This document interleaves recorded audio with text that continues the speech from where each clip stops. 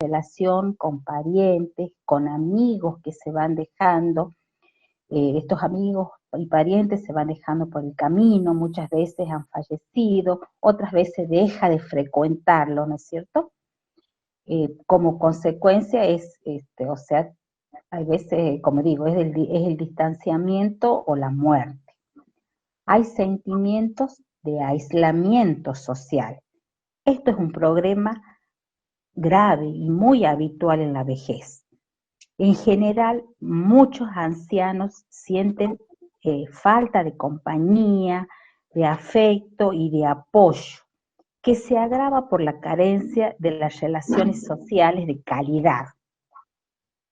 La falta de las interacciones sociales aumenta el retroceso mental, ¿no es cierto?, e inmunitario durante la vejez, a pesar de haber mantenido una vida social normal durante las etapas vitales anteriores. Hay también inadaptación a la jubilación. Algunas personas pasan por una etapa de desencanto y depresión, que tiene lugar cuando el sujeto percibe que sus fantasías agradables sobre la jubilación no se producen o no se van a producir, como por ejemplo realizar todo lo que había deseado antes y no podía hacer, continuar con actividades de ocio planificadas o rutina y también de descanso. Puede presentar también temor a la enfermedad o a enfermarse, ya que los ancianos temen al dolor, al sufrimiento y sienten que está próxima su muerte. Puede haber preocupación por pérdida de familiares y amigos. Puede haber también manifestaciones de intranquilidad y desasosiego. A partir de la jubilación, con los ingresos económicos que son insuficientes, el anciano no quiere ser un estorbo para sus seres queridos. En esta situación cambia el estatus laboral y merma la salud física y también algunas habilidades. Puede haber manifestaciones de tristeza y de llanto, ¿sí? Retirarse del trabajo, dejar de hacer las actividades que le gustaban, ¿no es cierto? Todo esto le crea una angustia. También depender mucho de los que los rodean. Encima, o es un agravante si las relaciones con los otros son tirantes. El anciano busca entonces el aislamiento y la soledad. También sufrir la pérdida de familiares, amigos y del cónyuge le genera tristeza y llanto. También sufrir el rechazo de su propia familia. Tiene temor a la muerte, ¿sí? A algunos les angustia saber que desaparecerán del escenario de la vida y que ésta seguirá su marcha sin su presencia. Saber que después de la muerte se irá lentamente muriendo su recuerdo, el recuerdo de él como persona en el resto de la gente, en la memoria de los familiares, ¿sí? Y también, ¿no es cierto?, siente que va desapareciendo gradualmente. El anciano piensa más en la muerte que el individuo de edad mediana, ya que la ve próxima. También puede tener manifestaciones de violencia psicológica, ¿sí?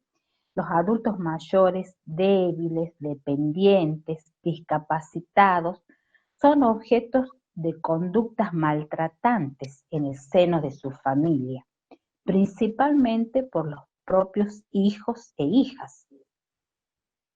Los adultos mayores en nuestros días continúan siendo víctimas de la violencia familiar. Ahora bien, ¿cuáles son los aspectos sociales del envejecimiento? ¿Sí? Así como había modificaciones morfofisiológicas, psicológicas, también implican y están involucrados aspectos sociales, como por ejemplo la necesidad de comunicación social. El anciano necesita comunicarse y relacionarse con el entorno, de forma verbal y no verbal, expresar sus deseos y opiniones y tener pertenencia a un grupo, mantener una movilidad suficiente que le permita las relaciones sociales, tener una imagen de sí mismo que corresponda con la realidad y expresar sin temores, por ejemplo, su sexualidad, ¿sí? También la presencia de barreras arquitectónicas, ¿sí? Estas barreras han sido creadas por el hombre adulto, físicamente sano y carentes de la flexibilidad necesaria para adaptarse a otras etapas de la vida, ¿sí? Como ser la niñez o la ancianidad, o en situaciones de discapacidad y o enfermedad. La accesibilidad del anciano al medio físico es la condicionante para que una persona con dificultad en su movilización disfrute de oportunidades similares a los demás grupos etarios. Dentro de la presencia de barreras arquitectónicas tenemos, por ejemplo, las escaleras, las faltas de barandas, las faltas de ascensores, ¿sí? O sea que son todas carencias que impiden el normal, la autonomía y el normal movimiento, ¿no es cierto?, de los adultos mayores. Luego también la viudez, que es otro aspecto social, ¿no es cierto? La viudez no se vuelve menos dolorosa por estar al final de la vida, aunque sí es menos inesperada, ¿sí? El hecho es que muchas personas se casan deseando envejecer y morir juntos o en un mismo periodo de tiempo, y la posibilidad de poder seguir adelante sin el compañero de toda la vida puede resultar difícil para muchos. Otro es el problema en la dinámica familiar. Las relaciones del anciano con los hijos y nietos pasan por dos etapas, ¿sí? La primera etapa es cuando el anciano es independiente y no tiene problemas de salud. Allí se dedica a ayudar a los hijos, a realizar pequeñas tareas domésticas y a ayudar con el cuidado de los nietos. La segunda etapa es cuando aparecen los primeros problemas de salud, ¿sí? Entonces allí las relaciones muchas veces familiares se ven resentidas. El anciano deja de tener el mismo peso dentro de la familia y se puede generar un sentimiento de rechazo y abandono, ¿sí? Otro aspecto puede ser la falta de medicamentos, ¿sí? La falta en cuanto a la provisión y la falta en cuanto a tomarlos, ¿sí? Lo más frecuentes es el olvido, los efectos adversos. Además, estas personas muchas veces perciben que toman demasiados medicamentos y lo creen ineficaces o también pueden tener dificultades para tragarlos, ¿sí? Insuficientes ingresos económicos.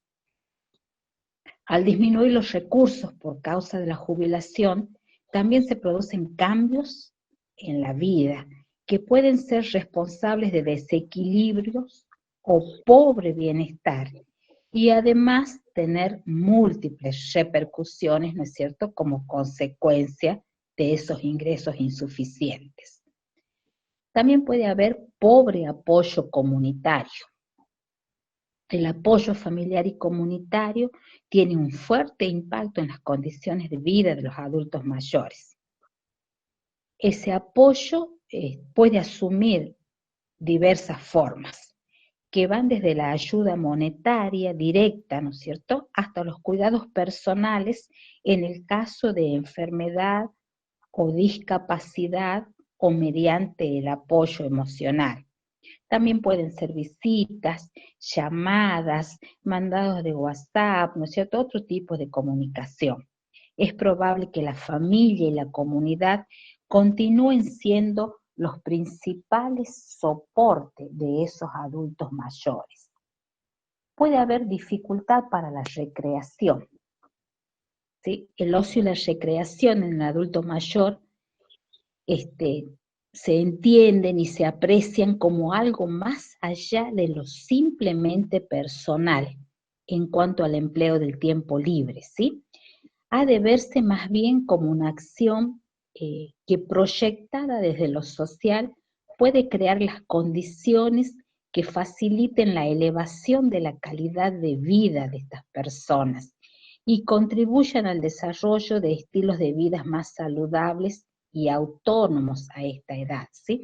Dentro de los ejemplos de recreación que tenemos es la que practican en los centros de jubilados, en los clubes de abuelos, ¿no es cierto?, con los diferentes talleres que se ofrecen, como por ejemplo talleres de teatro, de baile folclórico, de expresión corporal, de pintura, de poesía, de abuelos narradores para niños, ¿sí?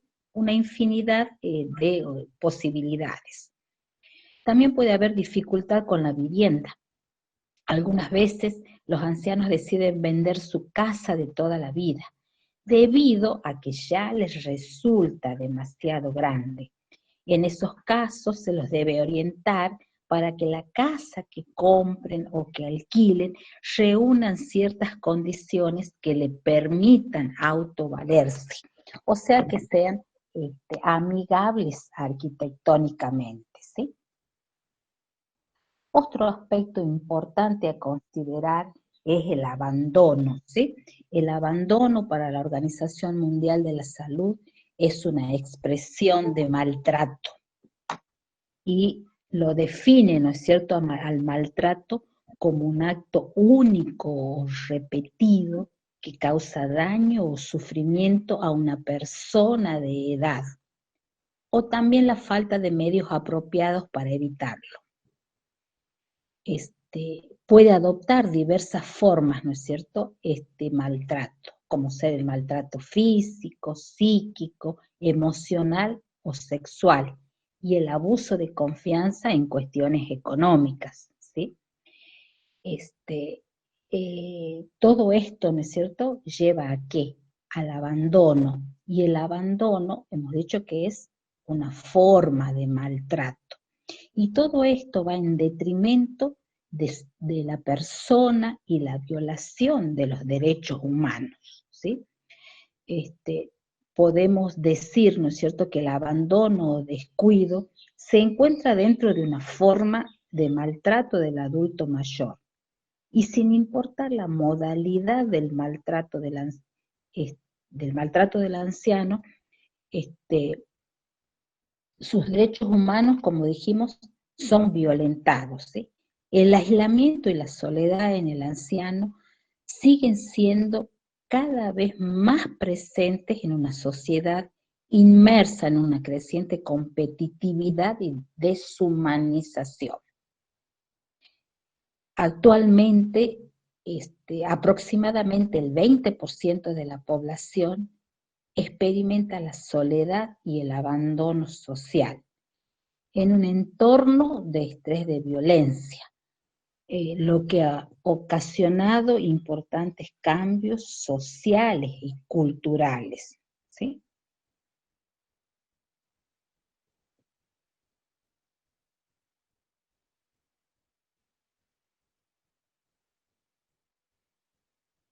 Y las características del aislamiento en estado de abandono, ¿sí? ¿Cuáles son? Carencia de familia, rechazo familiar, maltrato físico o mental, carencia de recursos económicos, ¿sí? Son características y signos, ¿no es cierto?, que me dan la pauta que existe un abandono. Y este abandono es la falta de acción para atender, por ejemplo, la falta de alimentos, la ropa limpia, un lugar seguro, la atención médica, la higiene personal, la privación de contacto social, el no impedir los daños físicos, no prestar la supervisión adecuada, ¿sí?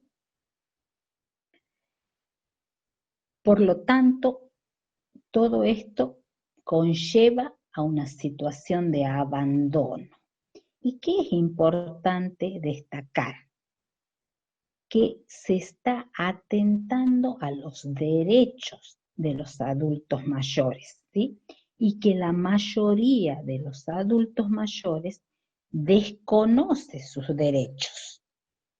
Además, el abandono puede ocurrir en varios lugares o en diferentes situaciones, ¿sí? El abandono se puede hacer en los hogares de ancianos, ¿sí? Los llevan, los dejan y no vuelven más a verlo. En los hospitales, en el propio hogar y también en la calle. Les decía que la mayoría de los ancianos desconocen sus derechos, ¿sí? Y en la clase anterior hablamos de la Convención Interamericana sobre la protección de los derechos humanos de las personas mayores, ¿sí? Esto es muy importante, ¿sí? ¿Por qué? ¿Por qué es importante?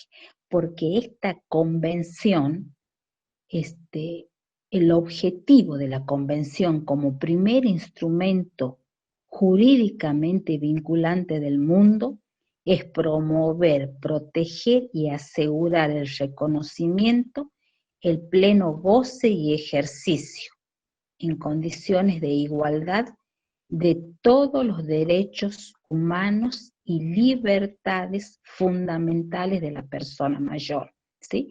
Entonces, esta Convención Interamericana es el primer instrumento vinculante, jurídicamente vinculante, que me garantiza estos derechos, ¿sí?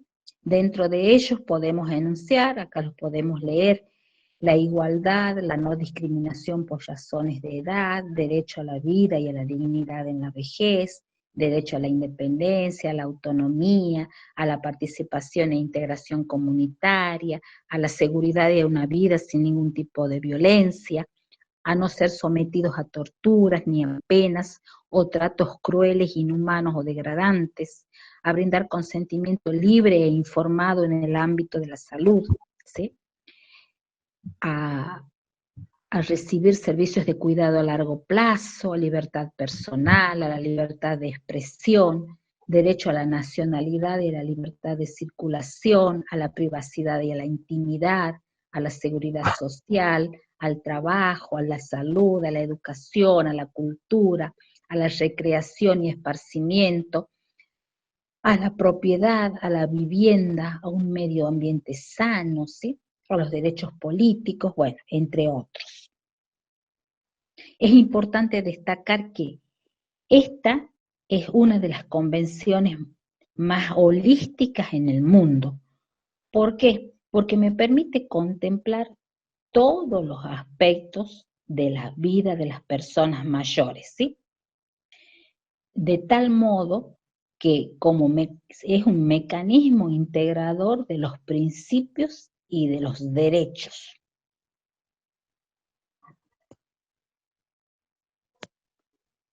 Bien, ahora vamos a ver el Alzheimer, ¿sí? Seguimos con la parte de salud mental.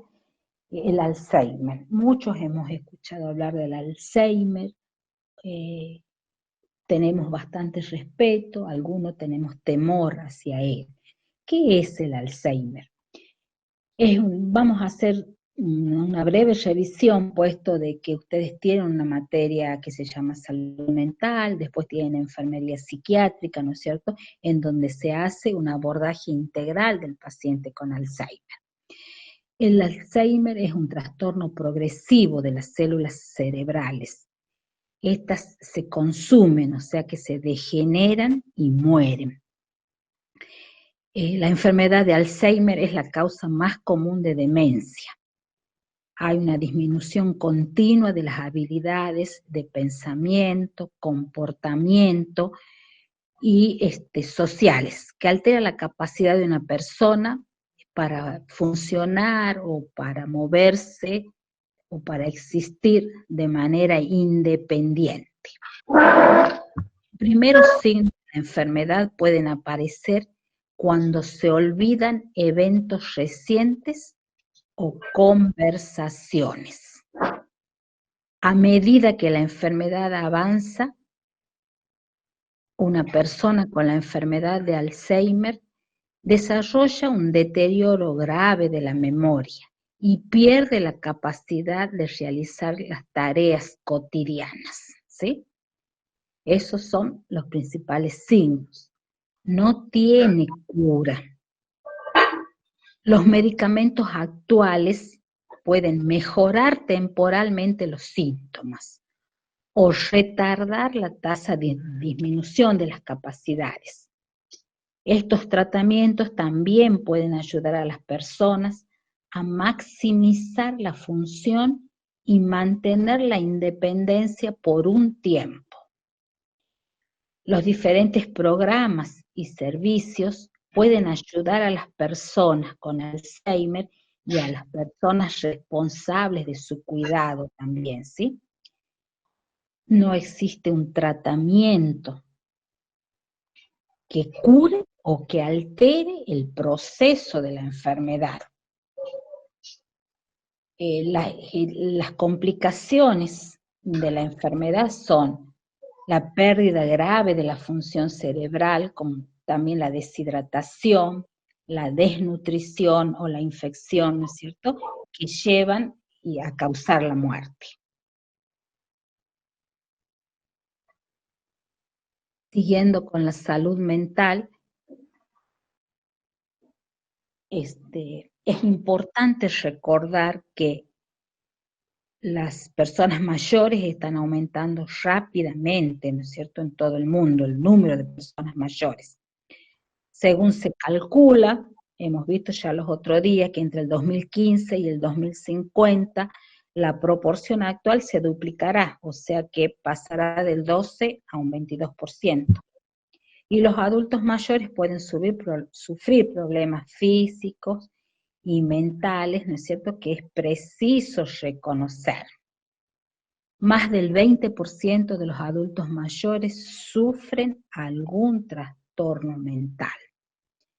El 6.6 de la discapacidad, del porcentaje, ¿sí?, de la discapacidad en adultos mayores, se atribuye a trastornos mentales y del sistema nervioso. El 3,8% de la población de adultos mayores sufre trastornos de ansiedad. El 1% sufre abusos por sustancias psicotrópicas.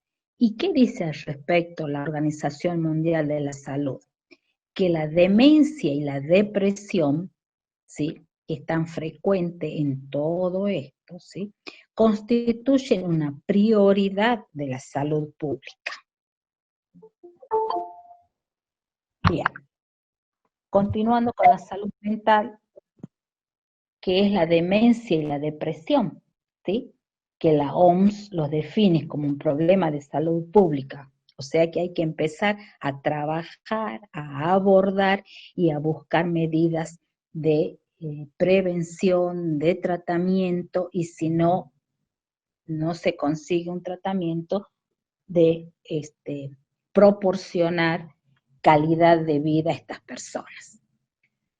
La demencia es un síndrome caracterizado por disminución de la memoria y la capacidad de pensar. Hay un trastorno del comportamiento e incapacidad para realizar las actividades de la vida diaria. Ojo, las actividades de la vida diaria son comer, alimentarse, eliminación, movilización, ¿sí? Hay depresión. Es el trastorno mental frecuente que se caracteriza por tristeza, pérdida de interés o placer, sentimientos de culpa o falta de autoestima, alteraciones del sueño o del apetito, sensación de cansancio y falta de concentración.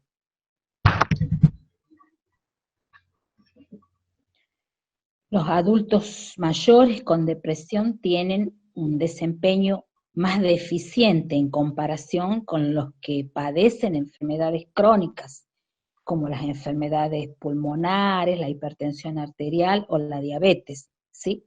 Este trastorno también aumenta la percepción de tener mala salud, la utilización de los servicios médicos y los costos de asistencia sanitaria. Hay estrategias de tratamiento y asistencia en salud mental, ¿sí? Como por ejemplo la capacitación de los profesionales sanitarios en la atención de los ancianos. Es importante que los prestadores de asistencia sanitaria y la sociedad en su conjunto presten atención a las necesidades especiales de los grupos de población de edad mayor, ¿sí?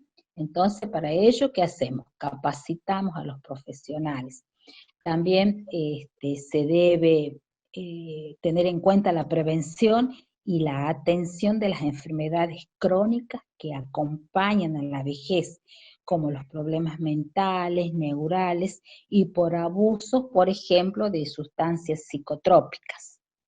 También se debe tener en cuenta la elaboración de políticas sostenibles sobre la asistencia a largo plazo y de cuidados paliativos.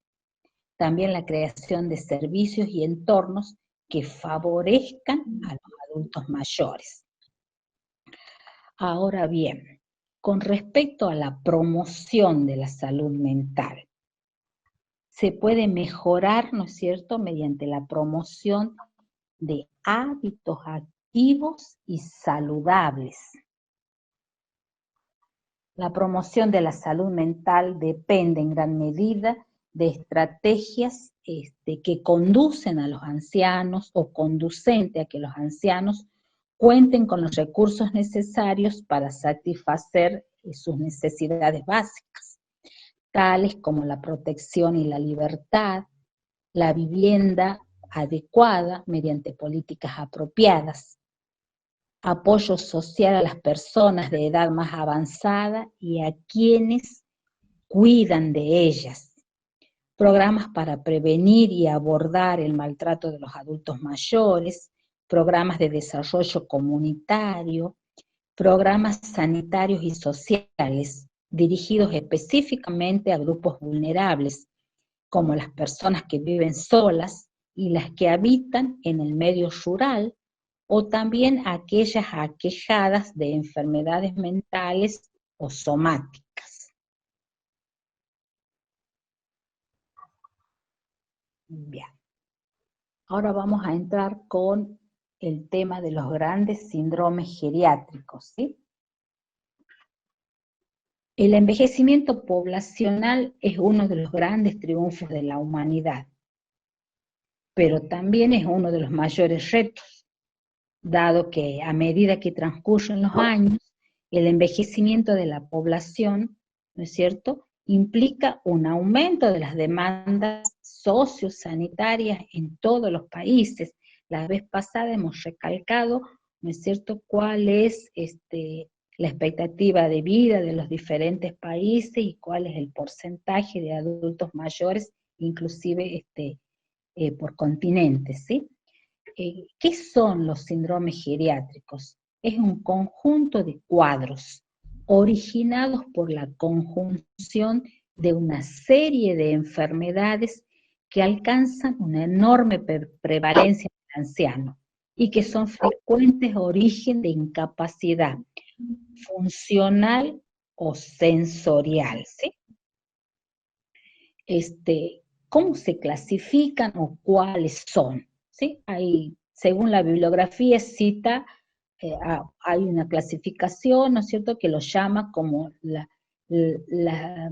a los síndromes geriátricos como las 5 I, que serían la inmovilidad, la incontinencia, que puede ser urinaria o fecal, la inestabilidad física, la inestabilidad psíquica y las iatrogenias, ¿sí? Entonces, por eso lo llaman las 5 I. Y después hay otra clasificación que dice que los grandes síndromes geriátricos, ¿sí?, son la inmovilidad, la incontinencia, la inestabilidad, las caídas y el deterioro cognitivo. Nosotros vamos a tomar, o mejor dicho, vamos a ir desarrollando las 5 I. ¿Cuáles son las características comunes a estos grandes síndromes geriátricos? ¿Sí? Una elevada frecuencia. ¿Sí? La incidencia y la prevalencia son elevadas, sobre todo en la población mayor de 65 años, pero aumentan aún más si se consideran determinados grupos, como por ejemplo los mayores de 80, las personas hospitalizadas o las personas que residen en instituciones. Y tienen un carácter sindrómico, ya que cada una de ellas constituye una forma de presentación de diferentes patologías. Casi cualquier enfermedad puede presentarse en el anciano como uno de estos síndromes, ¿sí? Tras su aparición, todos ellos originan un importante deterioro en la calidad de vida de las personas y a menudo generan o incrementan la dependencia de otras personas, produciéndose un aumento de las necesidades de asistencia sanitaria y de apoyo social, que si no se cubren, favorecen el aislamiento social y la institucionalización del anciano. Son prevenibles en un alto porcentaje, ¿sí? Si se diagnostican adecuadamente, son susceptibles de un tratamiento práctico y sencillo. El abordaje diagnóstico y terapéutico requiere una valoración integral e interdisciplinaria, ¿no es cierto? Y un correcto uso de los niveles asistenciales. Les decía que íbamos a tomar la clasificación de las 5 I, ¿no es cierto? Entonces vamos a empezar con la inmovilidad.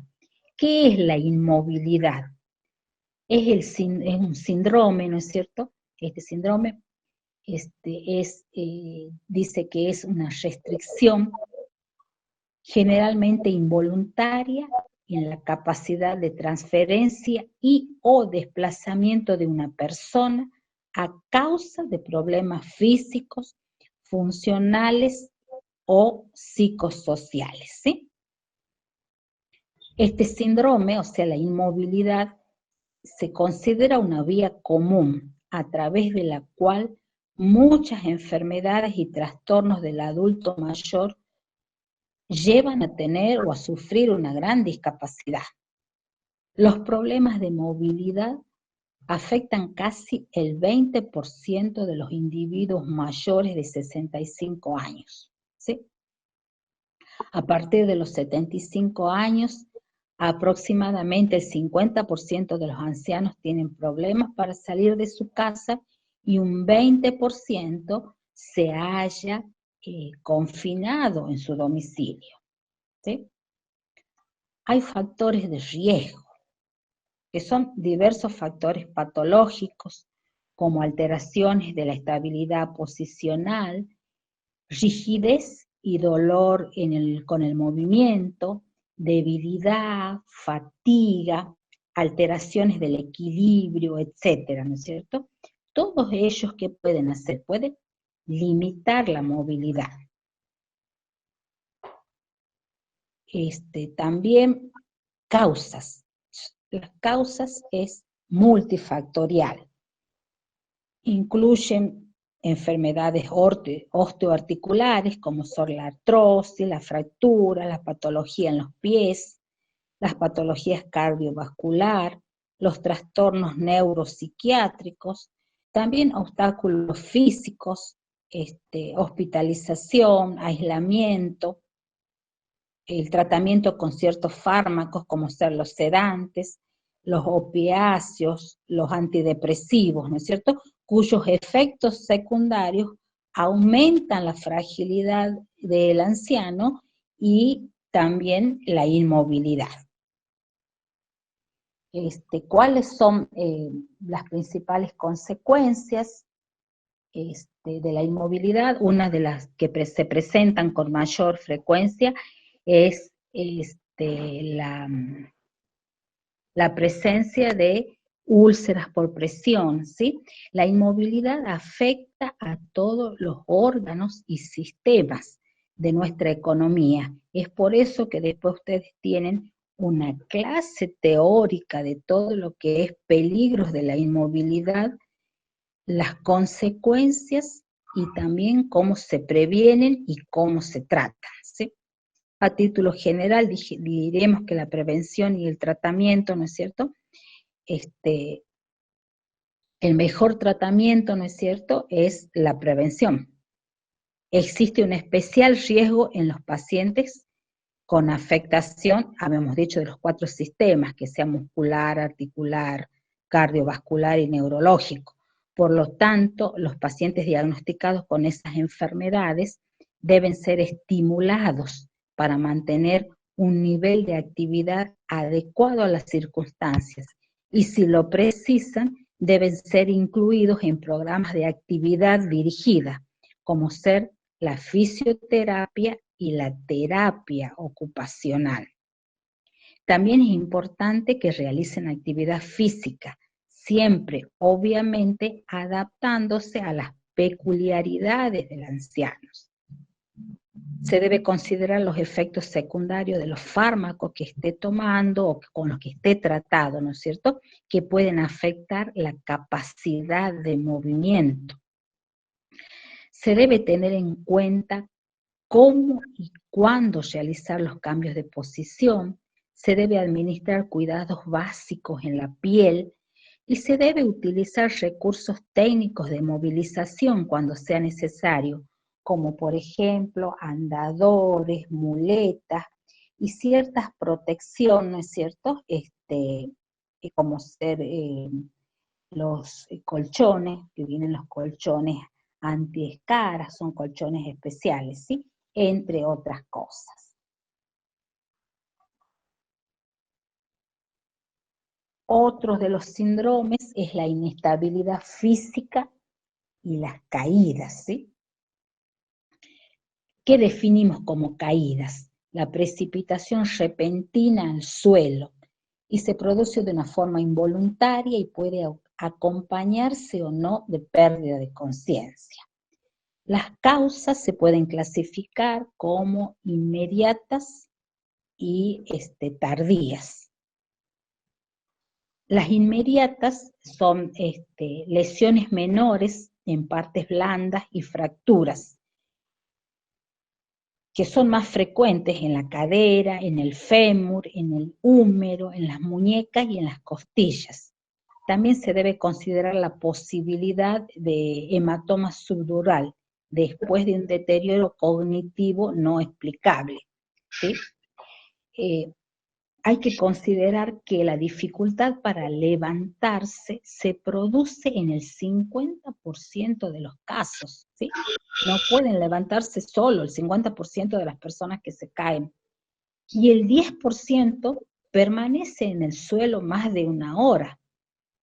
Esto puede provocar deshidratación, infecciones y trastornos psicológicos.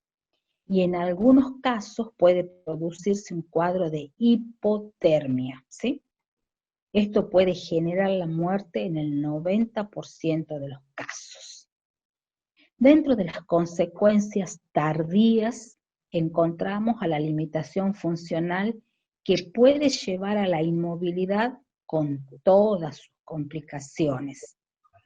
También el síndrome post-caída, que se caracteriza por la falta de confianza del paciente en sí mismo, por miedo a volver a caerse, a restricciones en la deambulación, ya sea por él mismo o por sus cuidadores, llegando al aislamiento y a la depresión.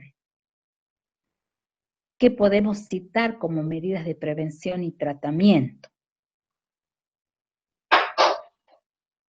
Lo que hay que hacer es poner remedio a las consecuencias generales agudas que derivan de la caída y las enfermedades subyacentes. Sin embargo, lo más importante es prevenir las caídas, sin limitar la movilidad, la independencia y las actividades de la vida diaria.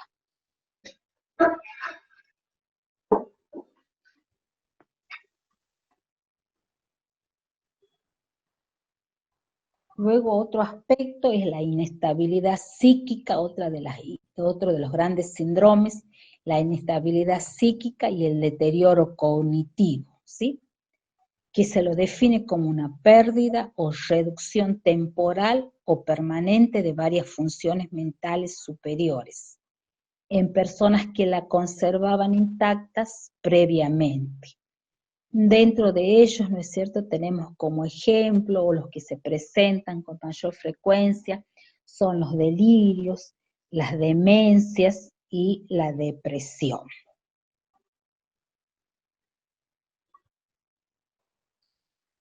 Dentro de las causas, ¿no es cierto? Espera, voy a suspender un minutito para enchufar.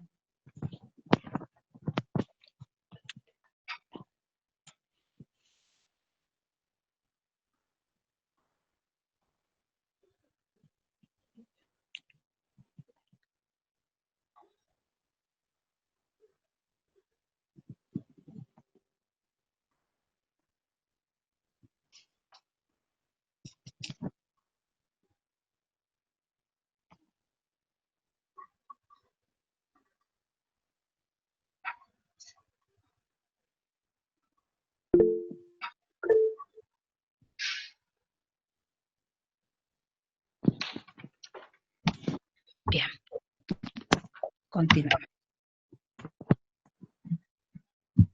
Dentro de las causas, ahora vayamos a causas, ¿sí? Estábamos hablando de inestabilidad psíquica y deterioro cognitivo. Dentro de las causas, ¿no es cierto?, más complejas, están las infecciones agudas, la enfermedad cardiovascular, las alteraciones neuropsiquiátricas, hidroelectrolíticas, metabólicas, también la retención urinaria. Luego, dentro de las consecuencias del deterioro cognitivo, se encuentran especialmente en los estadios más avanzados la ansiedad, la depresión, el insomnio, las caídas, la inmovilidad, la incontinencia, el riesgo aumentado de infecciones, el aislamiento social, la dependencia para las actividades de la vida diaria. Hay cambios de carácter, las alteraciones de la conducta, la desnutrición, la sobrecarga para el cuidador y el elevado consumo de recursos sociosanitarios e institucionalización, ¿sí? Con respecto a la prevención y el tratamiento, incluye un abanico terapéutico sumamente amplio.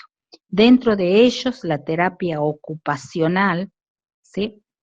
Luego, el uso de psicofármacos. Dentro de ellos, los antidepresivos, los ansiolíticos, los inhibidores de la colinesterasa. Hay que tener sumamente cuidado con ellos, ¿no es cierto? Porque si bien solucionan los problemas, también pueden ocasionar otros. En relación con las actuaciones preventivas, ¿qué podemos hacer? No están, ¿no es cierto?, las soluciones no están totalmente delimitadas. En pacientes con deterioro de memoria e incluso demencias en fases leves, resulta útil intentar mantener las capacidades mentales mediante talleres de memoria, orientación a la realidad, adaptación del entorno, etcétera, ¿sí? En la prevención de las formas agudas de deterioro cognitivo, principalmente en el síndrome confusional agudo, son útiles ciertas medidas, como minimizar el uso de fármacos causantes de este cuadro. Mantener la homeostasis del medio interno en pacientes con enfermedades graves, también facilitar la presencia de la familia, asegurarse de que el paciente disponga de sus ayudas habituales, como ser gafas, audífonos, modificar el entorno, adaptándolo a unas condiciones favorables para el paciente de la edad avanzada. Otro de los grandes síndromes es la incontinencia urinaria. Es la pérdida involuntaria de orina, objetivamente demostrable, que provoca un problema social y o higiénico, ¿sí? La prevalencia de la incontinencia aumenta con la edad y afecta al 60% de los ancianos hospitalizados y a casi el 50% de los adultos mayores ingresados en instituciones geriátricas, a diferencia, ¿no es cierto?, de los que viven en sus domicilios, para los cuales se han reportado cifras de prevalencia que oscilan entre el 10 y el 25%. También es importante conocer o saber que menos de la mitad de los pacientes afectados por este problema busca ayuda médica, habiéndose encontrado que la incontinencia limita al 30% de los que sufren para usar el transporte público, al 45% para visitar a sus amigos y al 40% para hacer las compras. Por lo tanto, es obvio que la incontinencia es un problema que genera sobre todo dependencia y aislamiento social, ¿sí?, a lo que se une un elevado gasto sanitario, derivado de la necesidad de utilizar métodos paliativos, como por ejemplo colectores, algunos absorbentes como los pañales, ¿sí?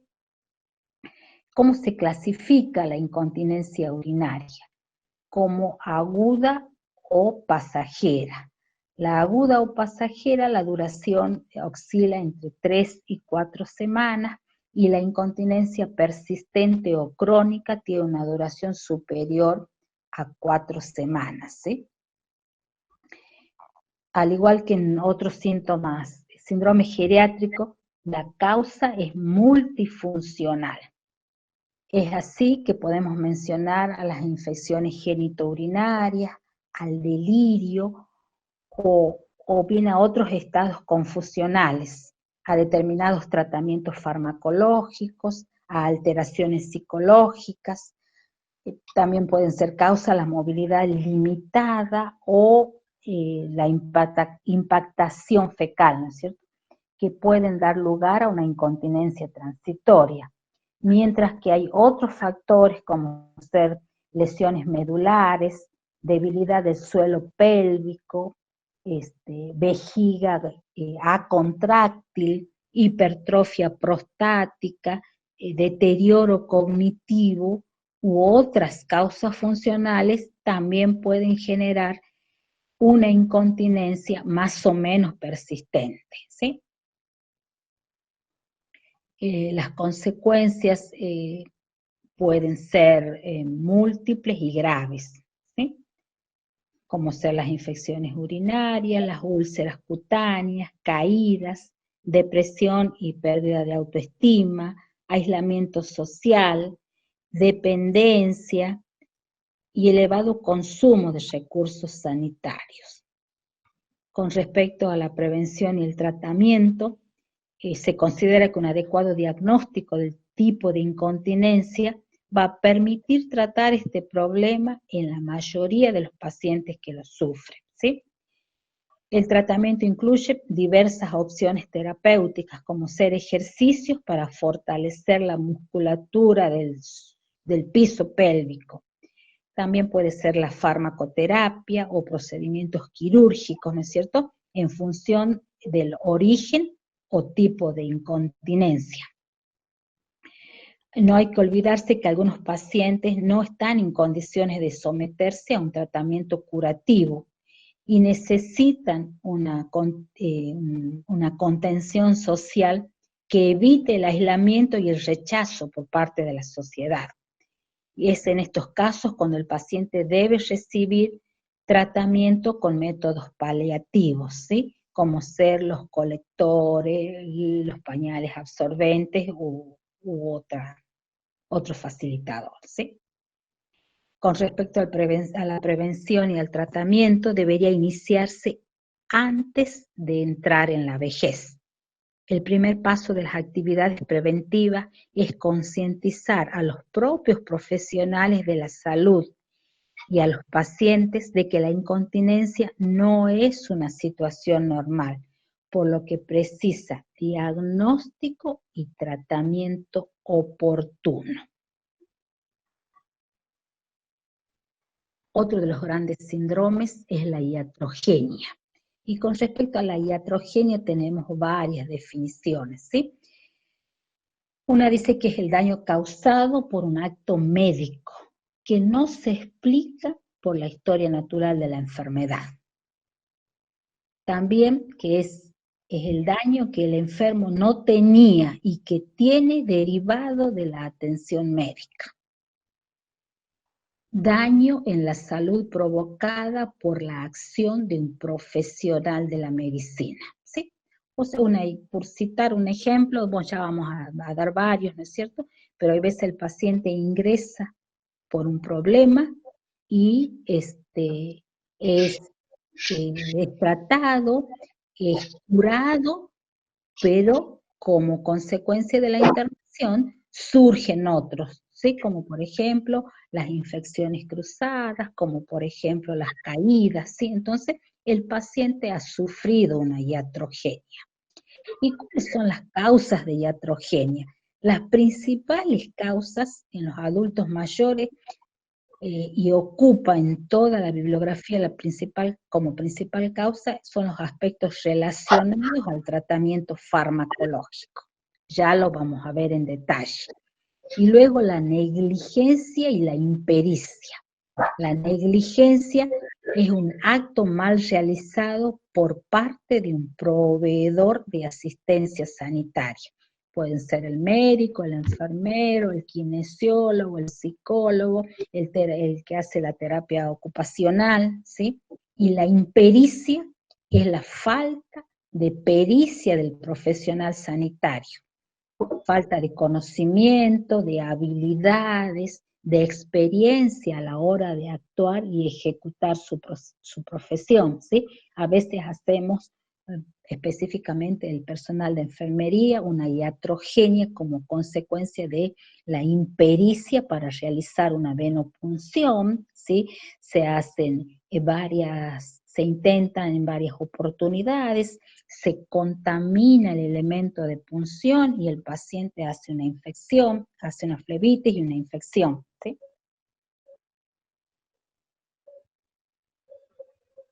Ejemplos de iatrogenias. Pueden ser las infecciones hospitalarias, ¿no es cierto?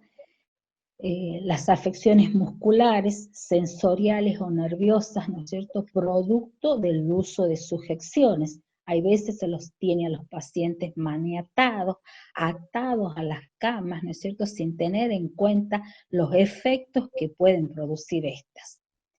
Luego hay efectos adversos de los fármacos, en los que no se tiene en cuenta, por ejemplo, que el uso de dos fármacos similares, ¿no es cierto?, se potencia la acción o pueden aumentar la toxicidad, ¿sí? Hay violación al pudor del paciente cuando se realiza inspecciones, valoración, ¿no es cierto?, descuidando y no dando privacidad a este acto, o a veces se lo deja descubierto, o se va a hacer, ¿no es cierto?, un tratamiento e innecesariamente se lo expone, se lo deja descubierto. También cuando la hospitalización es innecesaria, muchas veces con un tratamiento ambulatorio el paciente puede recibir un tratamiento adecuado. Hay tratamientos invasivos que son inadecuados, hay exámenes médicos que son intempestivos, que se los realizan innecesariamente 2 y 3 veces, ¿no es cierto? Hay un ensañamiento terapéutico, sobre todo en las terapias intensivas, puede haber caídas, escasa o nula información al paciente, puede haber un mal manejo del dolor y otras causas o ejemplos de iatrogenias. A medida que vayamos avanzando con el cursado de la materia y cuando tengan la experiencia práctica van a tener la oportunidad de estar ante la presencia, de diagnosticar, de valorar inclusive las situaciones de iatrogenias que se producen en el medio asistencial. Con respecto a la terapéutica farmacológica, que es la que figuraba como principal causa, ¿no es cierto?, se debe al mal empleo de fármacos y muchas veces por la polimedicación, o sea que se dan muchísimos fármacos, ¿sí? Dentro de la polimedicación tenemos como causas la polipatología, o sea, recibe medicamentos para cada uno de los diagnósticos médicos que tiene, y muchas veces los fármacos interactúan y obvio que potencializan la acción, ¿sí? Otras veces son drogas inefectivas. También se puede dar la polimedicación porque hay un rechazo a suspender los medicamentos por parte de los adultos mayores. Se da también por la consulta con muchos médicos. Entonces tiene fármacos indicados por el cardiólogo, por el neumonólogo, por el dermatólogo, ¿sí? También se puede dar por la medicación a la alta hospitalaria. No se hace el control conveniente, no vemos con cuáles va a seguir como un tratamiento de fondo y se va de alta y continúa. Eso cuando no se realiza una buena preparación para el alta y el paciente lleva toda la medicación que tiene en el hospital, la continúa tomando en su domicilio y por si fuera poco, una vez que concluye, busca recetas y repite constantemente, ¿sí? ¿Cuáles son los factores que vamos a tener en cuenta para prevenir las iatrogenias? Primeramente, la historia clínica y una exploración sistemática y exhaustiva y continuada durante todo el tiempo de ingreso al hospital, ¿sí? Se debe pautar el menor número de fármacos posibles y con un claro objetivo terapéutico. Así vamos a aumentar la supervivencia y sobre todo mejorar la calidad de vida de los pacientes.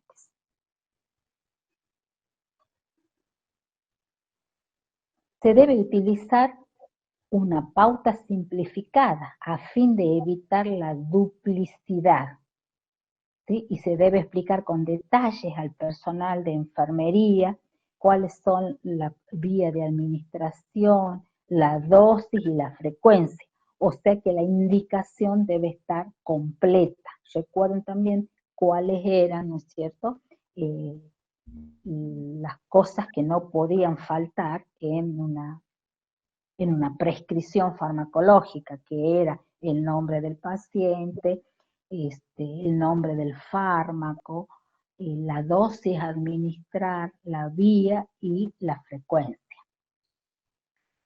Iniciar con pequeñas dosis e ir incrementando, ¿no es cierto?, de forma progresiva y lenta.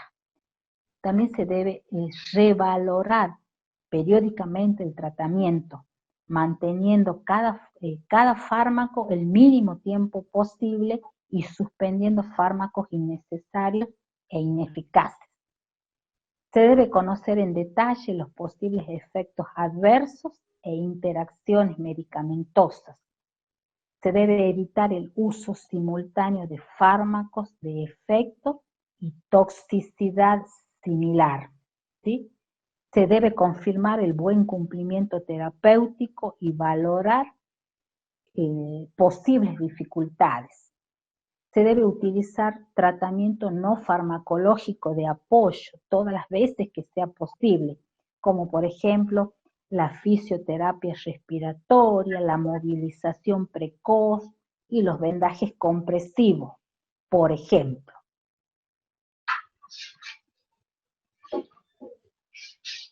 Bien.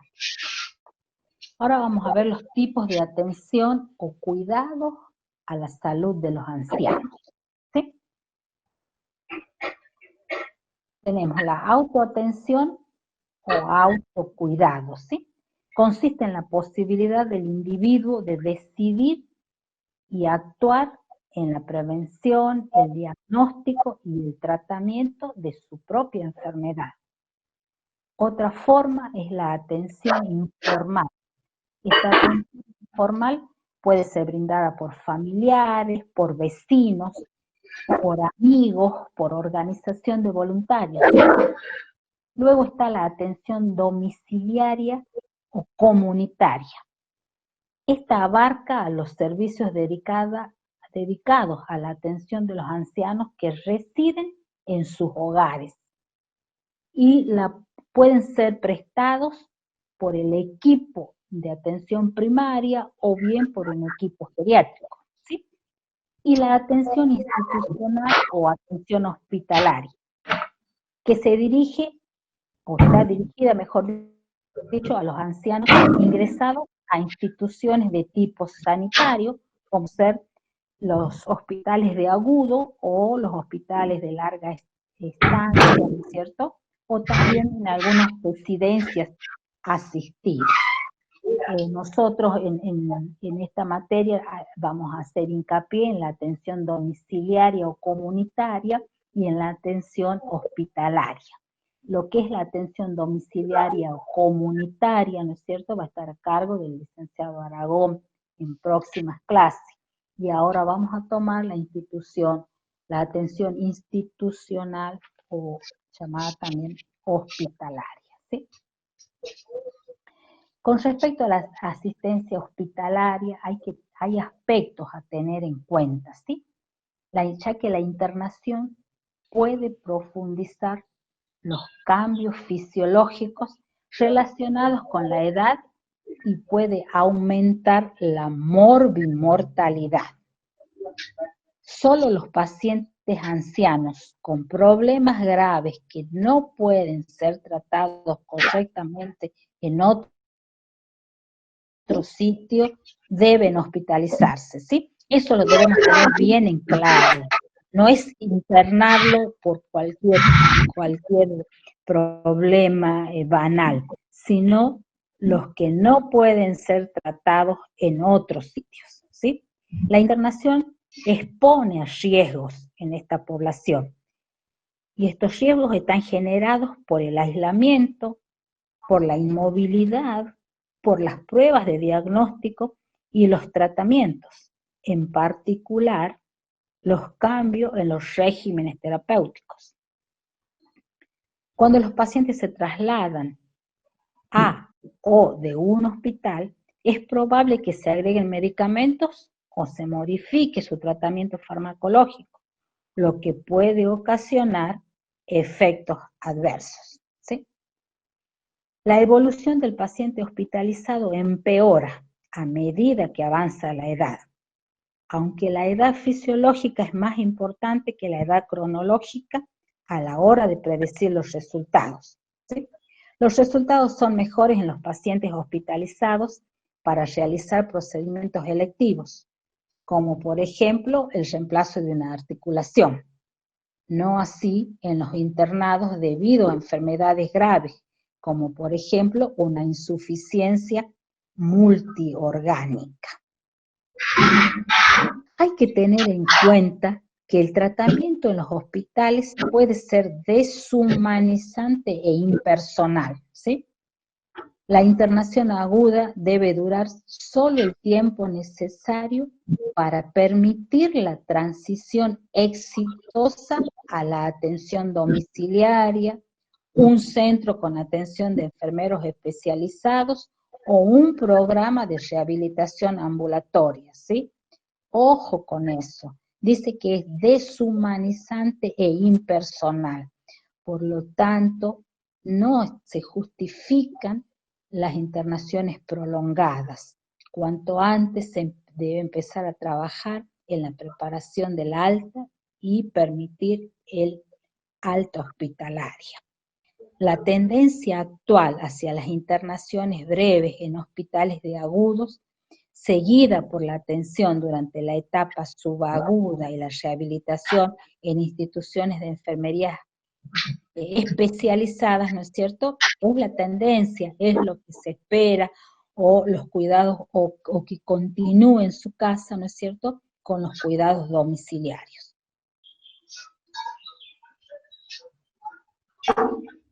Hay que tener en cuenta o tener presente siempre los aspectos psicológicos de la internación. El adulto mayor tiene temor a la amenaza de la integridad física, ¿sí? Hay desconocimiento, no sabe qué exámenes especiales le van a realizar, no sabe si va a doler, todo el entorno le es desconocido, sobre todo si es la primera internación, entonces se siente amenazado. Tiene temor a los extraños, puesto que está con un equipo de salud diferente al que veía en el centro de atención primaria, en el centro comunitario, ¿sí? No sabe cómo son sus caracteres, no sabe si va a ser escuchado, si va a ser comprendido, entonces tiene temor. Hay temor a la separación de sus seres queridos, sobre todo, ¿no es cierto?, cuando está en servicios de alta complejidad, en donde queda internado solo. Hay temor a perder la aprobación y el efecto. Muchas veces la internación se prolonga más de lo esperado, otras veces la internación es para algún acto quirúrgico, como ser la amputación de un miembro inferior, y esto lo va a llevar a modificar las actividades de la vida diaria. Puede ocurrir que ya que colaboraba en su casa, por ejemplo, con las actividades domésticas. Entonces ahora ya no se sienta útil, por lo tanto tiene temor a perder la aprobación y sentirse menos querido, ¿sí? Por esa limitante. Hay temor a pérdida o daño corporal relacionado con lo anterior. Hay temor a la reactivación de activos sentimientos.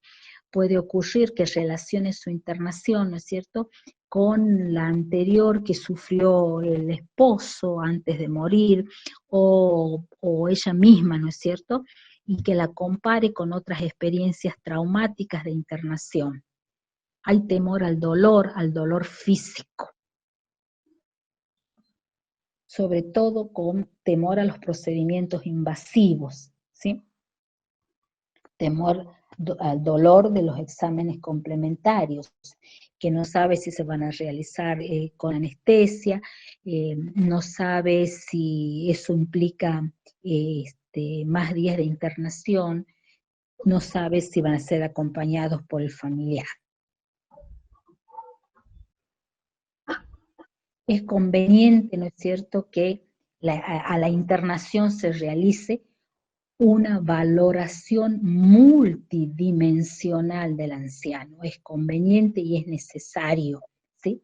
Sí o sí, no solo en los servicios de emergencia, sino también en la internación clínica, en la internación quirúrgica, ya sea una internación programada o bien de emergencia, pero siempre se debe realizar una valoración multidimensional, ¿sí? Ya vamos a ver cuáles son los beneficios de esta valoración, pero se debe realizar una valoración clínica en la que se haga un especial énfasis en conocer los síndromes geriátricos y las comorbilidades que sufre. Una valoración funcional, ¿sí? Y tener en cuenta el impacto de la enfermedad en las actividades de la vida diaria, en el desarrollo de sus funciones. Una valoración social y tener en cuenta las situaciones de fragilidad, que lo hace frágil al anciano, no solo las comorbilidades, sino también la situación de abandono, el escaso eh, los ingresos económicos, ¿no es cierto?, que sean insuficientes para satisfacer las necesidades. También se debe hacer una valoración mental y tener en cuenta si tuviera las demencias, ¿no es cierto?, o bien trastornos afectivos. ¿Por qué? Porque toda esa valoración que hemos dicho hace rato da ventajas. ¿Y cuáles van a ser las ventajas?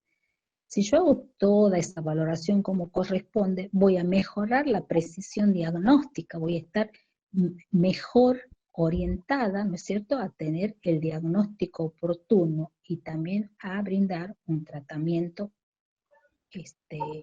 adecuado. Voy a mejorar la ubicación del paciente, a dónde va a ir, ¿no es cierto?, a qué parte dentro de los cuidados, a una sala de internación común, ¿no es cierto?, o va a ir a una sala de cuidados intensivos, va a mejorar el estado funcional, cognitivo y afectivo. Voy a mejorar la utilización de los fármacos, voy a reducir las reinternaciones, el gasto médico y también se va a prolongar la supervivencia. Recordemos que siempre decimos que el abordaje y el tratamiento de los adultos mayores debe ser realizado por un equipo interdisciplinario, ¿sí? La hospitalización, aparte de las comorbilidades por los que o la patología actual, lo que presenta en ese momento el paciente de la internación, también puede haber problemas que se sobreagregan, que son productos de la hospitalización. Algunos ya lo hemos visto y que acá se repiten como consecuencia de la hospitalización, como ser los efectos adversos de los fármacos, ¿sí? La tasa de hospitalización provoca efectos adversos de los fármacos, ¿sí? Son 4 veces más altas en los ancianos. Las razones de estos efectos adversos pueden ser la polimedicación, cambios en la farmacocinética o la farmacodinámica relacionado con la edad, cambios en los fármacos durante la hospitalización y en el momento del alta, ¿sí? ¿Cómo se va a hacer la prevención de esos efectos adversos? Por ejemplo, manteniendo un listado actualizado de los fármacos prescriptos y recibidos. Esto puede ayudar a prevenir los efectos y las interacciones entre medicamentos. También dado que la distribución, el metabolismo y la eliminación de los fármacos varía ampliamente entre los distintos individuos, pueden implementarse acciones tales como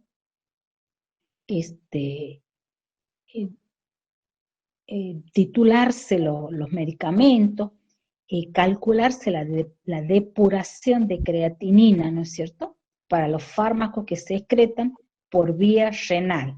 ¿Con qué fin? Con el fin de ir haciendo ajustes en las dosis. También deben medirse la concentración sérica de los fármacos y debe observarse las respuestas del paciente. Hay algunos fármacos que deben evitarse en los ancianos, ¿sí? El empleo de hipnóticos, por ejemplo, debe reducirse al mínimo, porque pueden dar riesgos de caídas y de delirio. También los antihistamínicos no deben utilizarse jamás como sedantes, ¿sí? Otro problema de la hospitalización es el efecto de ese reposo permanente, o sea, el reposo absoluto en cama, ¿sí? Esto se desaconseja, rara vez está justificado, puesto que la inactividad resultante puede producir, en el caso de la inactividad completa, la fuerza muscular se reduce a un 5% por día, lo que a su vez va a incrementar el riesgo de la caída. Por otro lado, los músculos se acortan, y las estructuras periarticulares y articulares cambian con mayor rapidez en las piernas. Esto limita el movimiento y contribuye al desarrollo de contracturas, ¿sí? La capacidad aeróbica disminuye significativamente, lo que a su vez reduce mucho el consumo de oxígeno. La pérdida ósea se acelera, o sea que se acelera la desmineralización. El riesgo de trombosis venosa profunda aumenta también en estos pacientes que tienen reposo en cama, ¿sí? Después de varios días de reposo, los pacientes ancianos con reducción de las reservas fisiológicas, pero aún pueden manejarse independiente, pueden perder esa capacidad. Y aunque la pérdida sea reversible, la rehabilitación requiere una intervención compleja, costosa y relativamente prolongada, ¿sí? Por lo tanto, salvo que esté contraindicado, debido a una razón específica, debe alentarse la capacidad, o sea que se lo debe invitar al paciente a bajarse de la cama y realizar caminatas. Si el paciente necesita asistencia para caminar, ¿no es cierto?, los terapeutas deben proporcionarla en horarios programados. No obstante, los médicos, los enfermeros y los miembros de la familia también deben ayudar al paciente a caminar durante el día. Estas indicaciones, ¿no es cierto?, sirven para fomentar la actividad. Otro problema que se puede presentar son las caídas. Los cambios relacionados con la edad aumentan el riesgo de presentar hipotensión ortostática.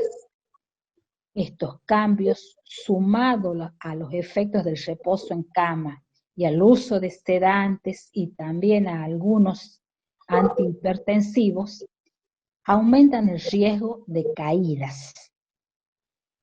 En los pacientes ancianos hospitalizados, más del 60% de las caídas se produce en el baño. Con frecuencia el paciente se golpea con objetos duros. Algunos pacientes se caen al levantarse de la cama. El individuo se encuentra en una cama y en un entorno extraño y puede confundirse fácilmente. Si colocamos baranda, ¿no es cierto?, puede ayudar a recordar a los ancianos que soliciten asistencia antes de intentar levantarse. Pero el paciente también puede intentar treparse a las barandas y esto contribuye a que se caiga. Con respecto a la prevención, ¿qué decimos? Que en general, ¿no es cierto?, las barandas no deben estar altas, deben mantenerse bajas. Lo mejor o la mejor alternativa al uso de barreras físicas o químicas es identificar, analizar en forma minuciosa y modificar o corregir los factores de riesgos de caída, ¿sí? Y controlar estrictamente a los pacientes con riesgo elevado.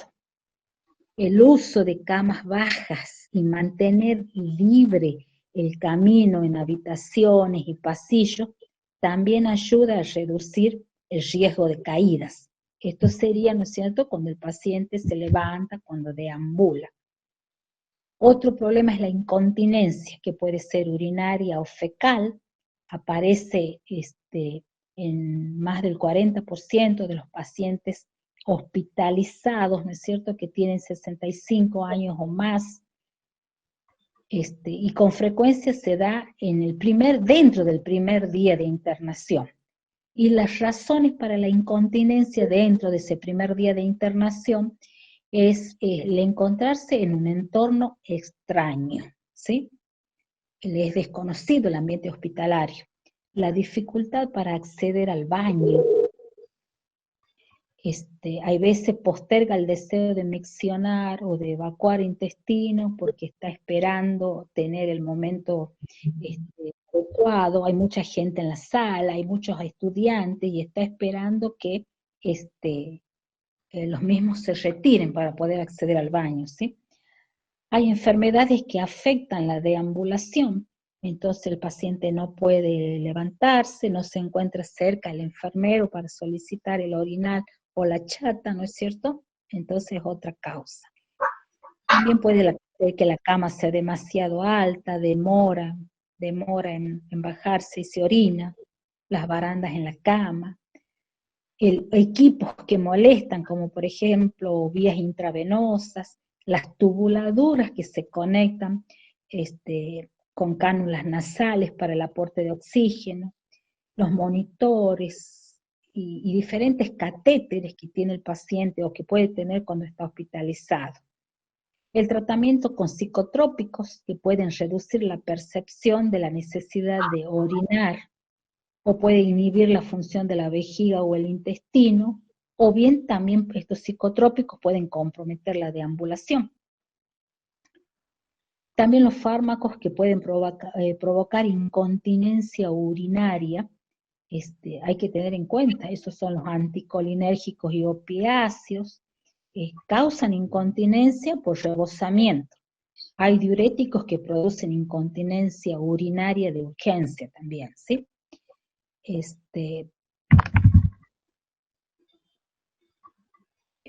Con el diagnóstico y el tratamiento apropiado, la continencia se puede restablecer, ¿sí? Una vez que identificamos cuáles son las causas y las solucionamos, la continencia se restablece. También puede haber cambios en el estado mental. Los pacientes pueden estar confundidos debido a demencias, a delirio, a depresión o una combinación de ellos, ¿sí? No obstante, los profesionales sanitarios siempre deben recordar que la confusión puede deberse a otras causas, ¿sí? Y su presencia requiere una evaluación minuciosa. Recordemos, y hemos dicho que algunas veces la causa del delirio, ¿no es cierto?, puede ser las infecciones, ¿sí?, o la deshidratación. Entonces, esa es una de las causas que debemos tener presente. También la confusión puede ser el resultado de una enfermedad específica. No obstante, puede aparecer o puede exacerbarse porque el paciente se encuentra en el ámbito hospitalario, ¿sí?, en ese ámbito que hemos dicho que es desconocido.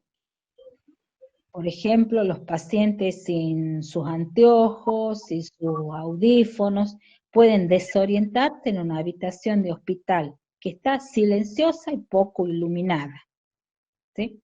También los pacientes se pueden confundir por los procedimientos que son desconocidos, por los esquemas de horarios.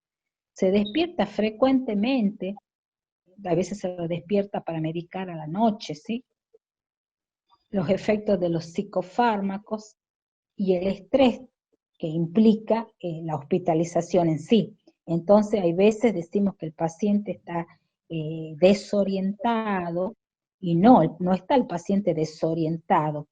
El tema es que todos estos cambios en sus rutinas ha hecho que se muestre confuso. También con frecuencia, perdón, ¿cómo podemos prevenir los cambios en el estado mental? Se le puede solicitar a los miembros de la familia que traigan los anteojos, los audífonos, que se los coloquen. La colocación de un reloj en la pared es muy útil porque se ubica en el tiempo, un calendario que puede traer fotografías de familiares y colocarlos en la habitación, ayuda mucho a la orientación. La habitación también debe permanecer iluminada para permitir que el paciente reconozca los elementos y a las personas presentes en la habitación, ¿sí? El personal y los miembros de la familia deben recordarle al paciente acerca del sitio y el tiempo en el que se encuentran. También se le debe explicar los procedimientos antes y en el momento en que se van a realizar y pedirle la autorización para realizarlos, ¿sí? el uso de barreras físicas está desaconsejado, sobre todo en los pacientes agitados. Las barreras siempre incrementan la agitación, ¿sí? Lo que hay que hacer es identificar los factores de riesgo que le han producido la agitación, ¿sí? Y el control estricto del paciente puede ayudar a prevenir y a reducirla al mínimo. También con frecuencia se presentan las úlceras por presión. Este tema también es motivo de toda una clase teórica después. Los pacientes ancianos internados suelen hacer úlceras por decúbito debido a los cambios cutáneos relacionados con la edad, ¿sí? Y también la compresión directa puede producir una necrosis cutánea en tan solo 2 horas. Si la presión es mayor que la presión de perfusión capilar. Recordemos que es de 32 milímetros de mercurio. Bueno, disculpen que vuelvo a enchufar.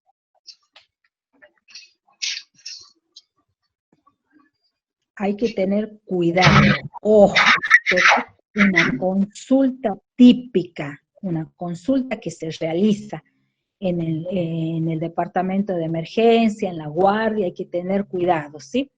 Porque las úlceras pueden comenzar allí, mientras el anciano permanece acostado sobre la camilla dura en la espera de ser examinado, ¿sí? Así que hay que tener cuidado. La prevención, ¿cómo vamos a hacer? Se debe implementar de inmediato un protocolo para prevenir y tratar las úlceras por decúbito desde el momento de la admisión, ¿sí? Hay varios test de valoración, ustedes van a tener oportunidad de utilizarlo en la práctica, ¿sí?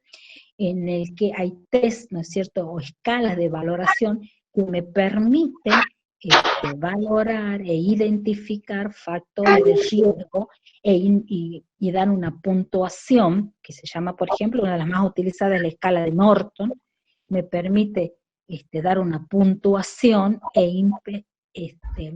de acuerdo a ello veo qué tanto riesgo tiene o no un paciente de hacer una úlcera por presión e inmediatamente implementar las medidas de prevención.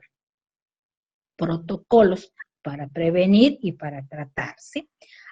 Con respecto a las úlceras hay que ser muy cuidadoso. Se dice que las úlceras por presión son la vergüenza de enfermería, y es verdad, porque es una causa, esto es totalmente prevenible, y muchas veces las úlceras por presión pueden ser la causa de muerte de los ancianos, ¿sí? Otro de los problemas que se presentan en la hospitalización puede ser la desnutrición, ¿sí? Los pacientes ancianos presentan rápidamente desnutrición o pueden estar desnutridos en el momento de la internación. La hospitalización prolongada exacerba los problemas preexistentes y a menudo provoca una pérdida nutricional significativa. La desnutrición es más grave en pacientes hospitalizados porque disminuye su capacidad de combatir la infección, de mantener la integridad de la piel y de participar en la rehabilitación. En estos pacientes desnutridos es más difícil la cicatrización de las heridas quirúrgicas, ¿sí?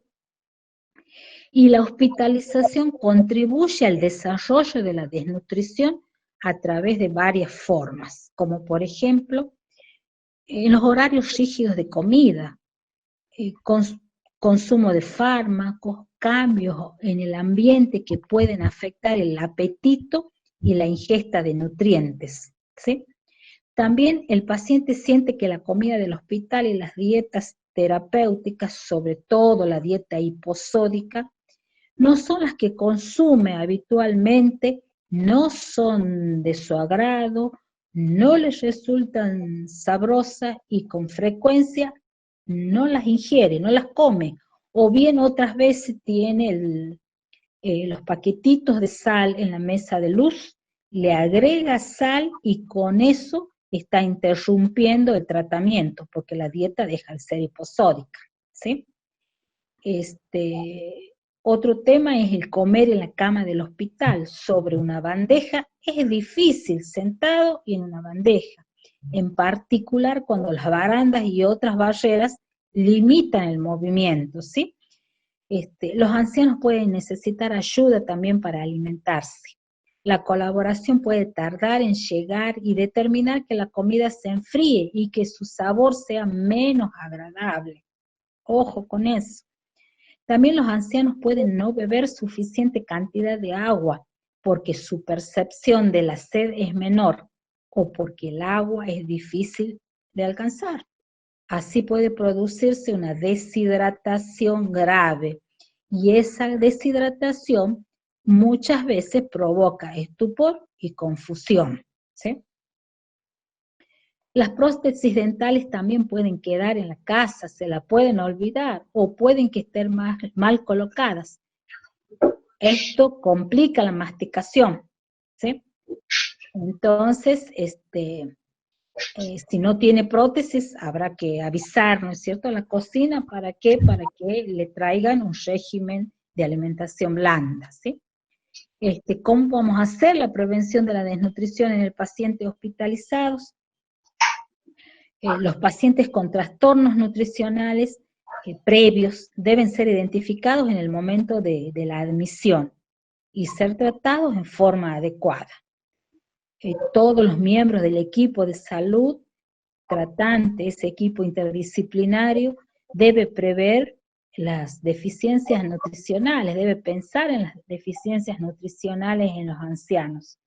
Y para ello se pueden aplicar, ¿no es cierto?, las siguientes medidas que pueden ser útiles, como por ejemplo, suspender las dietas restrictivas tan pronto como sean posibles, ¿sí? Hay veces esas dietas restrictivas pueden ser, hemos dicho, ese régimen hiposódico o una dieta rica en fibras y el paciente no está acostumbrado a ingerir tanta fibra. Entonces hay que ir modificando apenas se pueda. Se debe monitorizar la ingesta nutricional en forma adecuada. Todos los días hay que preguntar si, o hay que fijarse, ¿no es cierto?, si el paciente come, si come toda la porción, y si no lo hace, averiguar por qué, cuáles son las causas.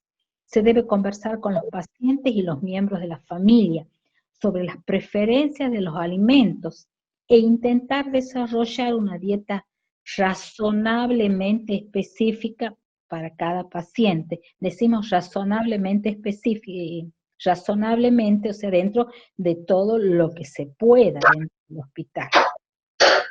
Se debe estimular a los miembros de la familia a acompañarlo al paciente durante la comida, porque las personas comen más cuando están acompañadas, ¿sí? Recordemos que la alimentación también es un acto social.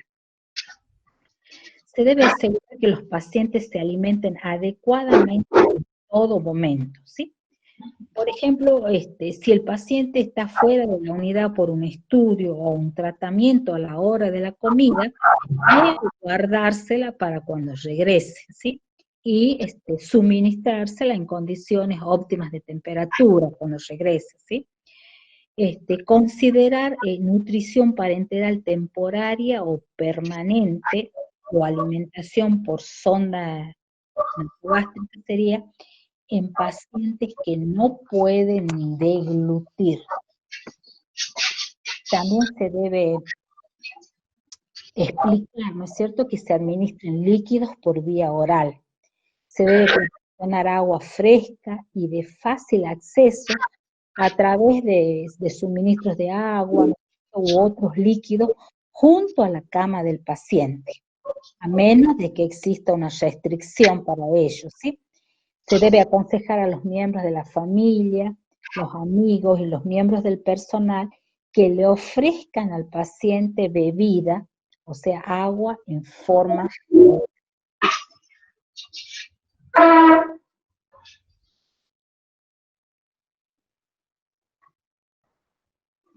Hay estrategias de parte del equipo interdisciplinario para mejorar la atención de los pacientes hospitalizados, ¿sí? Como por ejemplo, brindar la atención interdisciplinaria, ¿sí? Que esta va a identificar y va a satisfacer las necesidades complejas de los ancianos, va a detectar y va a prevenir problemas frecuentes en ellos, que pueden desarrollar o pueden empeorarse durante la hospitalización, ¿sí? Por eso se debe brindar una atención interdisciplinaria. Se debe evitar los cambios de los profesionales tratantes. ¿Por qué? Porque el anciano se va familiarizando con ellos, y si todos los días se le cambia enfermero, o si todos los días se cambia el kinesiólogo, ¿no es cierto?, le genera una cierta angustia y el recrudecimiento de algunos de los temores que hemos enunciado al principio, ¿sí? La habitación, se recomienda la habitación compartida con la familia, si es posible. Decimos si es posible porque, que se realice una internación conjunta, ¿no es cierto?, que en una habitación pueda, el anciano estar en compañía de su familia. Esto no es posible en las unidades de terapia intensiva.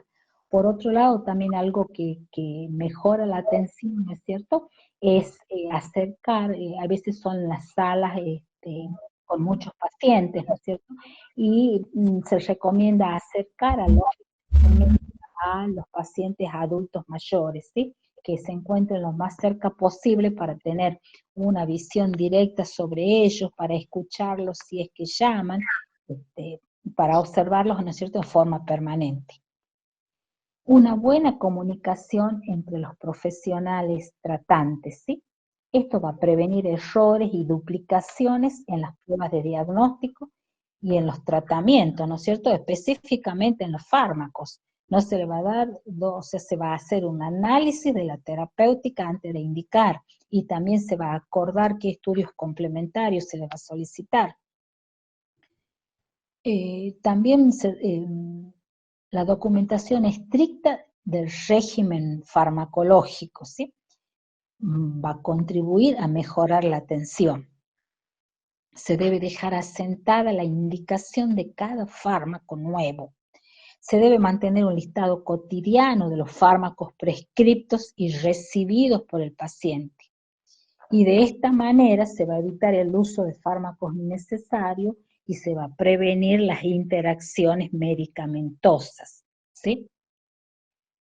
La movilización temprana y participación en actividades funcionales para evitar el deterioro físico debido a la disminución de la actividad durante la enfermedad y la hospitalización, ¿sí? Si no lo puedo hacer solo, que es con la ayuda de un fisioterapeuta. Y la planificación del alta para asegurar la continuación de la atención apropiada, que puede ser en su domicilio, ¿no es cierto?, o bien en algún hogar. La planificación del alta, ustedes recuerden que con el licenciado Aragón han tenido la clase del alta, él hablaba de la planificación y de todo lo que implicaba, todos los aspectos que había que tener en cuenta en esa planificación del alta, ¿sí? Específicamente en este grupo etario, en los adultos mayores hospitalizados, los beneficios van a ser que acorta la duración de la internación, reduce la probabilidad de reinternación, identifica las alternativas terapéuticas menos costosas, facilita las adecuaciones en el domicilio. ¿Por qué? Porque da tiempo, ¿no es cierto?, a que se consiga de ser necesario una cama ortopédica, o que se baje el dormitorio que estaba en un primer piso a la planta baja, o que se le consiga un andador, ¿no es cierto?, para que pueda desplazarse en el domicilio. Aumenta la satisfacción del paciente y puede prevenir la necesidad de internación en un hogar de ancianos. ¿Sí? Bien. Muchas gracias. Si tienen preguntas, las escuchamos y estamos dispuestos a contestar.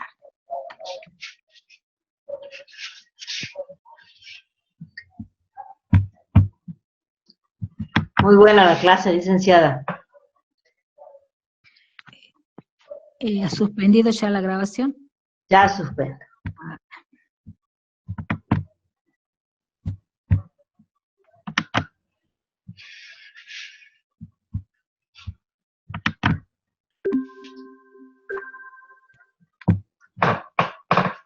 Les quería hacer un largos, ¿sí? Sí, es un tema largo. Muy largo, Un tema largo, pero digamos, es un tipo de paciente con el que con mucha frecuencia uno se encuentra en los hospitales. Y con respecto a eso yo les quería hacer un comentario y un consejo. No sé por qué cuestión, muchos pacientes ancianos, incluso cuando para mí no es imprescindible, los internan en los servicios de terapia intensiva. Yo creo que nosotros los enfermeros, como defensores del paciente, tenemos que hacer esa valoración de la que hablaba la licenciada y plantear la necesidad de internar al paciente en la terapia intensiva. Los pacientes en terapia intensiva, bueno, por ahí la actividad que se desarrolla es mucha y el paciente no recibe la atención que se necesita. Y por ahí el paciente, por ejemplo, está todo el tiempo inmovilizado con algún medio físico y en ningún momento lo desatan como para que pueda moverse, digamos, en la medida que tenga la capacidad, ¿no es cierto? Entonces yo creo que nosotros tenemos que tratar de evitar que los pacientes ancianos vayan a las terapias intensivas. Por ahí, por ejemplo,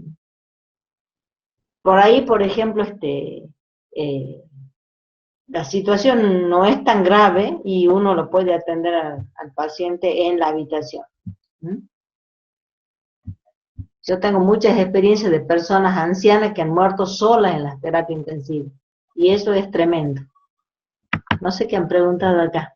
Acá dice, profe, salió un minuto. Creo que es esta la pregunta, que dice, salió un minuto, explica qué era la úlcera por presión. Sí, es frecuente que se presente como una complicación de la internación, ¿sí? Porque es una pérdida de continuidad en la piel del paciente y se da cuando dos estructuras viene a ser una es ósea, ¿no es cierto? O sea, se da por la presión producida en la piel del paciente, ¿sí? Sobre todo en superficies como ser talones, codos, o sea, en donde existe superficie ósea, en donde hay poco tejido graso, ¿sí? Que ayude o sirva como colchón para disminuir la presión.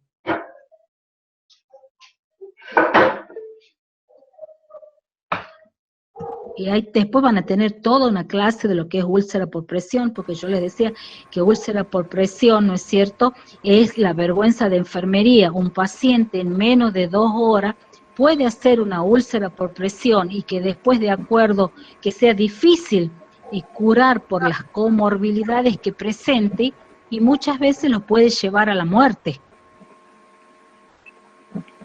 Hola, buen día, ¿cómo les va? Habla la licenciada Almazán. Ella, licenciada Almazán, sí, que es la experta en úlceras por presión. Y después pregunta si las úlceras, si bien se realiza la internación, se pone en actividad el protocolo para prevenirlas. Inmediatamente. Así es, inmediatamente, porque inmediatamente de ingresado. Cuando ustedes reciben al paciente y hacen la valoración y hacen la entrevista y el examen físico, también allí tienen una escala de valoración, ¿sí? Que es la escala que decía yo, la escala de Norton, que les sirve para valorar la posibilidad o el riesgo de que los pacientes hagan úlceras por presión. Entonces, inmediatamente empiezan a aplicar medidas para prevenirlas. Y si, por supuesto, ha ingresado ya con cierta lesión, porque no nos olvidemos también que el paciente puede haber estado varios días en su domicilio sin la atención adecuada y con la falta de conocimiento de la familia. el paciente no necesariamente tiene que estar adelgazado, es un paciente que está inmovilizado, por lo cual nosotros tenemos que tratar de movilizarlo cuanto antes.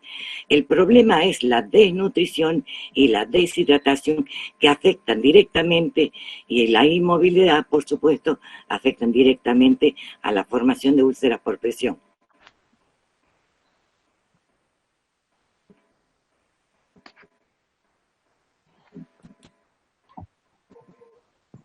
Hay preguntas si va a haber actividad el lunes si hay evaluación, no hay evaluación, el lunes esperamos ya poder darles la actividad grupal, pero sí es importante que vayan estudiando lo que está subido en el campus de la unidad 1, ¿sí? El lunes van a tener la orientación al trabajo y va a haber una clase teórica. Es importante que estén todos a las 8. Con respecto a la programación de las actividades grupales y de las evaluaciones formativas, hay una modificación, ya se les va a subir el archivo en un PDF de esa modificación que ha sido producto de algunas modificaciones que se han realizado esta semana y la anterior en el dictado de algunos de los temas, ¿sí? Puesto que son muy largos y que hubo que darlos en 2 etapas.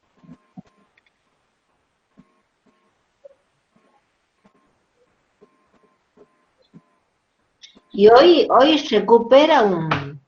tiene que recuperar el examen parcial un alumno, ¿no? Así, hoy No sé si estará el señor Humano, el apellido Humano. está en la programación la fecha de recuperación y hora, así que es de esperar que se presente a la recuperación. Yo, de todos modos, el señor Humano, yo le mandé un mensaje ayer, pero no